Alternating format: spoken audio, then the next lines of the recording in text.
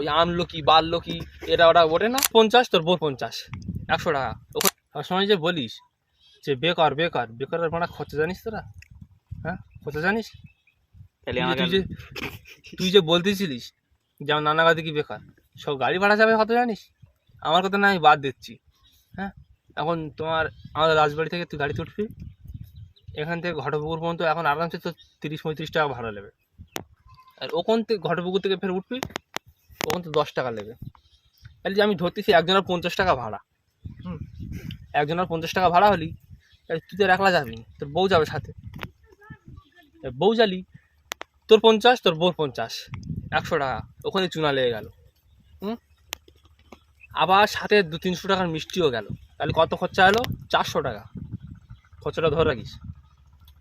আচ্ছা, তারপরে ওখান থেকে ফের বাড়ি আসতে হবে তো, ওখান থেকে ফের বাড়ি আসতে হবে।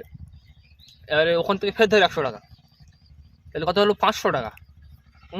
500 টাকা হলো। যদি তোর বোধ যদি বাসে কিছু পছন্দ হয়, হ্যাঁ, যদি পছন্দ হয় তা কি হবে, ওখানে ফের তোর কিছু না 10-20 টাকা আরামসে চুনা লেগে যাবে। 520 টাকা এখানে খরচা, কিন্তু অল্প দাঁড়া।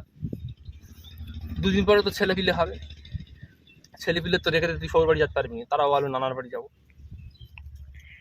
এবারে 2টো ছেলে মেয়ে ওখানে জাতি গেলি, আবার 100 টাকা গাড়ি ভাড়া বেড়ে গেল। তাহলে জাতি 100-200, জাতি 200, হ্যাঁ, 400 টাকার মিষ্টি, তাহলে কত হলো? 600 টাকা। আসতি ফের কত গেল? 200 টাকা। 800 টাকা এখানে চুনা। ওর বাড়ি দিয়ে গিয়ে তুই ঘুরতেছিস, তো শালা শালি এসে বললো, দুলা ভাই আমার এইটা খাবো, এন দেবে বাজারে যাচ্ছ, ফুচকা আনবে।